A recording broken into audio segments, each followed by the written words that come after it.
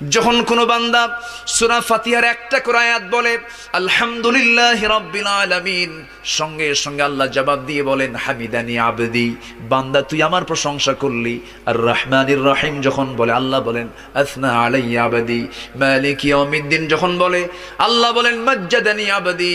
এরপরে যখন বলে ইয়াকা না'বুদু ওয়া ইয়াকা নাস্তাঈন পর্যন্ত যখন বলে আল্লাহ বলেন বান্দারে তুই আমার কাছে কি চাস, প্রাণ খুলে চারে বান্দা। ইহদিনাস সিরাতাল মুস্তাকিম থেকে শুরু করে নিয়া ওয়ালাদ-দাল্লিন পর্যন্ত যখন বান্দা বলে তখন আল্লাহ বলেন বান্দা নামাজের মধ্যে এমন প্রেমের খেলা খেললি, বান্দা তুই যা চাইলি সব আমি আল্লাহ কবুল করলাম। ওই বান্দা যখন রুকুতে যায় আল্লাহ তখন অস্থির হন।